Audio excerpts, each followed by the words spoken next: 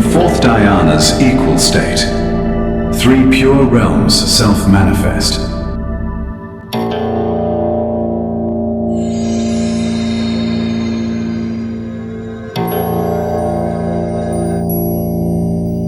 As ordered blossoms bloom, all things come to rest.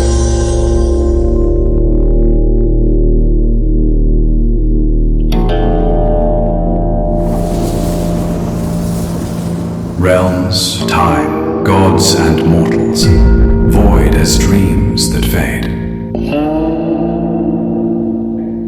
In Naga's steadfast samadhi, wind calamities evade.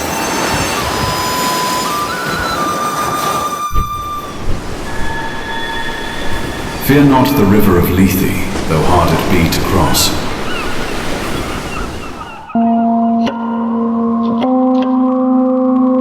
Meet every furious gale, and stand against its force.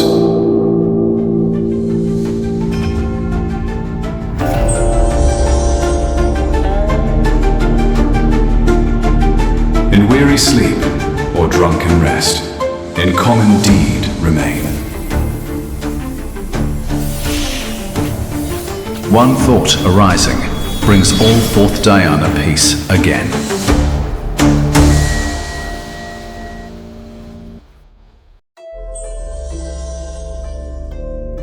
Primeval Earth, vast and boundless, primitive yet profoundly mysterious. Lofty peaks and steep ridges towered, winding like dragon veins. From sheer cliffs, waterfalls cascaded, scattering jade drops that joined the rivers flowing to the sea without end. Mists drifted above the peaks, where palaces shone like immortal halls. Between mountain and sea rose ancient forests, trunks coiled like dragons, crowns vanishing into the clouds. The wilds bloomed with wonders. Flame flowers blazing, crystal flowers dripping nectar, jade-bright blossoms glowing with ethereal light. This land bore myriad spirits.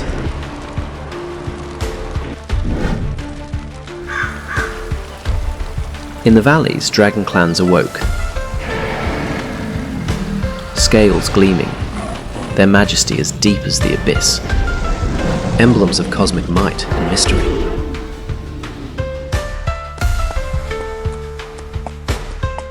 Deep in the forest, the phoenix rose in splendor, five-colored feathers streaming light. Its song, clear as heaven's music, carried the mystery of life's eternal renewal. Through the forest wandered the unicorn. It felt the pulse of heaven and earth. And above, spirit birds sang, their feathers clouding the trees with light. In that age, primal power and endless wonder filled the world. Humans and nature are interdependent, resonating with the Earth's rhythm, revering the wisdom of nature, cherishing life. Every day was a wonder, every encounter a legend.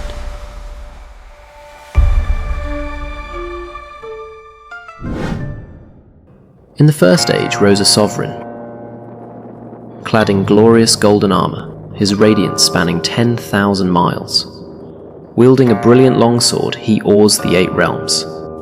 Dignity, might, and grandeur. The Yellow Emperor held transcendent power. He mastered the principles of the spiritual energy of heaven and earth, grasped the art of mysterious runes, and could communicate with spirit beasts. When he appeared, cosmic energy surged, and all beings bowed before his majesty. There dwelt a hidden tribe, famed for stargazing, earth measuring, and rune studying. Among them was Changjie, a gifted youth, reverent of nature, ever curious of all things. At that time, the Yellow Emperor and Changjie stood side by side. Below them gathered the clans. horse-bodied, fish-scaled, three-eyed, winged. Yet their eyes were hollow, their wisdom still sealed. The Yellow Emperor said, The communities of living beings within lower civilizations cannot generate eternal wisdom on their own, and therefore lack higher dimensional cognition. According to the records of stellar civilizations belonging to higher orders, wisdom transmission between communities and individuals never relied on writing system, language, or numbers, only on the informational sense of models, ritual altars, and jade GUI tablets.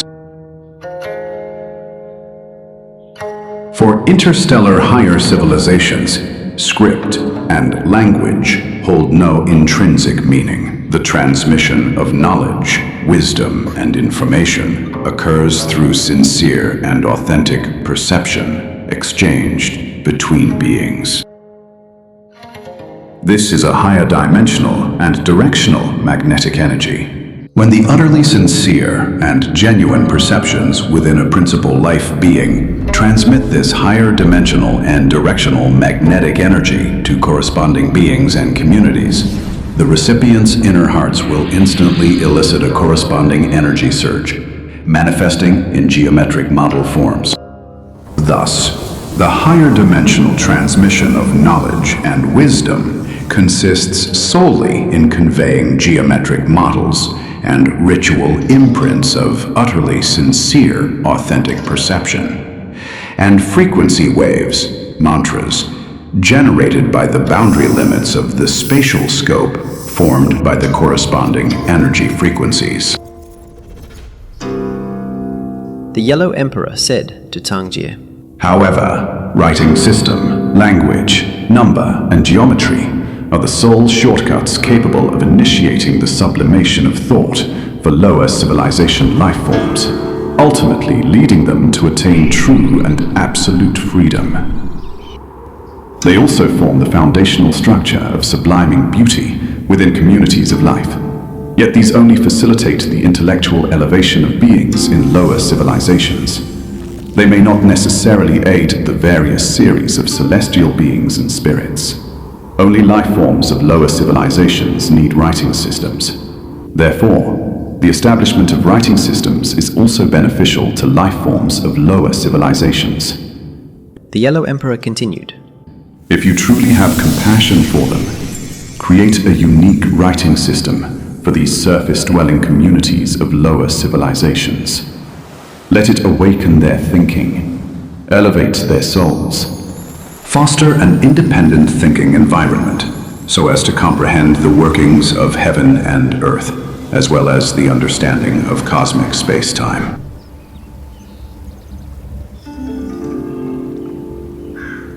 Tangjie sought the mysteries of all things.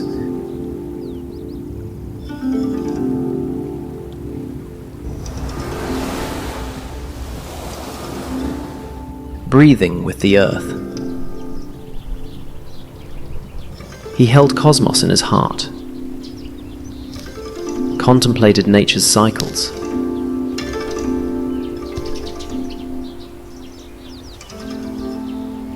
gazed up at the array of stars, bowed to hear the symphony of wind and rain.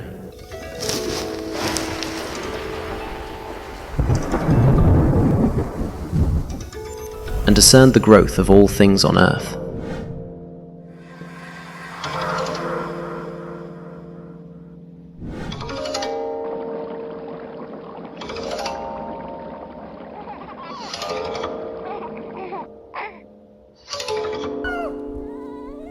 He read the flight of birds,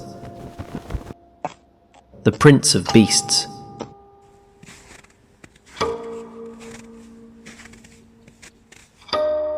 the shifting of nature. In them he felt a hidden power, tied to human fate.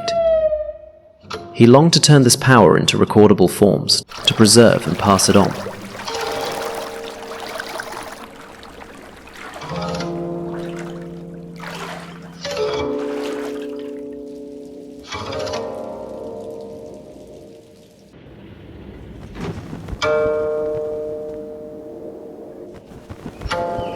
On a clear day, Tangjie sat in the quiet woods, watching birds wheel with heaven's grace.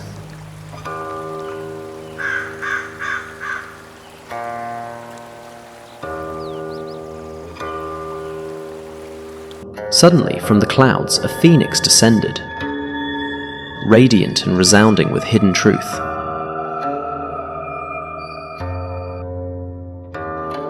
Sangjie's mind suddenly cleared. Inspiration poured like an unceasing spring, as if he had drifted into a mysterious and subtle state. A sudden epiphany struck him. This was a gift bestowed by the inspiration of heaven and earth. He lifted his hand, and it seemed as if the forms of characters quietly blossomed at his fingertips. He traced the phoenix's outline, freezing its soaring stance into a stroke. Time stilled. Sangjie immersed in character making, mind transcendently clear. He studied mountains and rivers, turning nature into signs. A mountain mark for lofty peaks,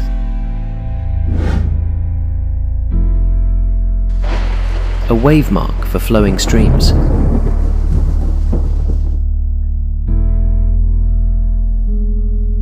As if carved from jade, his characters bore heaven and earth's breath, soaring like birds, blooming like flowers, rushing like rivers in their might, revealing nature's supreme beauty. When the first complete Chinese character bloomed, a whiff of mystery wafted through the air. Sangjie realized writing harbored boundless power. To bear the order of heaven and earth, to record the wisdom of all beings, and would be passed down and endure forever.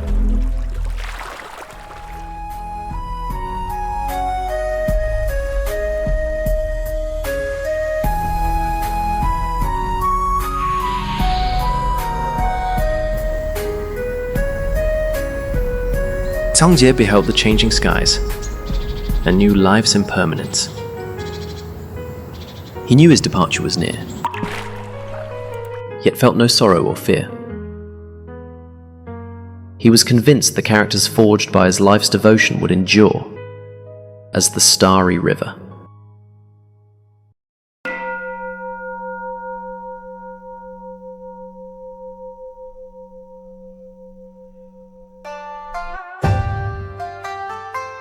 The Yellow Emperor invited Sangjie to Tushita Heaven, a high celestial paradise.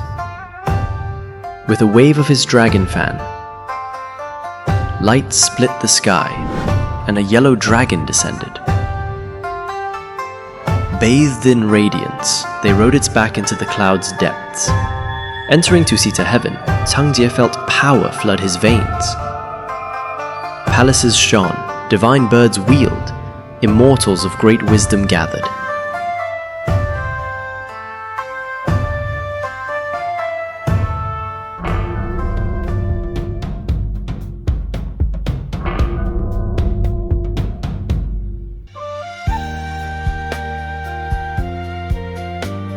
There he revealed the art of writing and the vision it carried.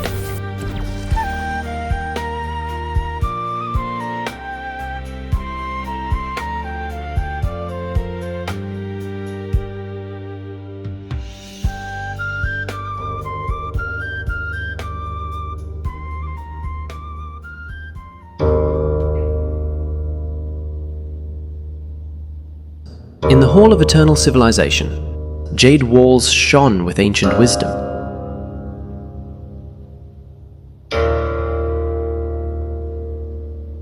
Gardens bloomed with pure fragrance where immortals walked in peace.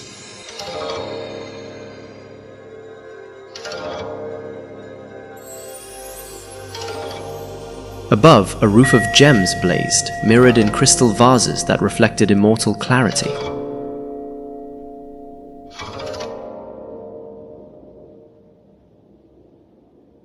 In the Hall of Eternal Civilization, Changjie dwelled on the mystery of writing, seeking its hidden depth and origin.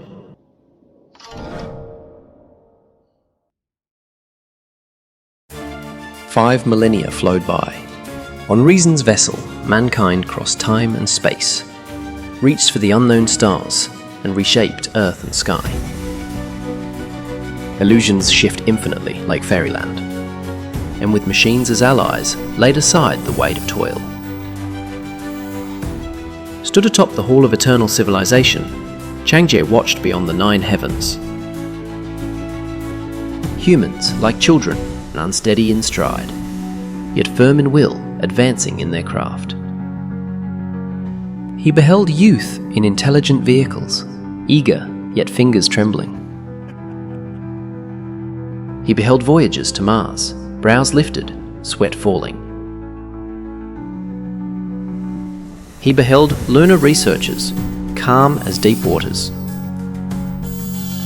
He beheld artisans rejoice in new thinking machines, yet shadowed by doubt. And he beheld grave-faced doctors, working unceasingly at the operating table, physically and mentally drained. Changjie remembered his own path. Alone in darkness, yet kindling wisdom's flame, as humanity now, though beset by trials, still reached for eternity. From the top of the Hall of Eternal Civilization in the 4th Dhyana heaven, he looked upon mortals in the Tektide, resolute in will, yet burdened in heart. He knew this was growth's inevitable path, and prayed for those to come, wisdom their tool to build an ideal world, civilization their flame to keep writing's radiance bright forever.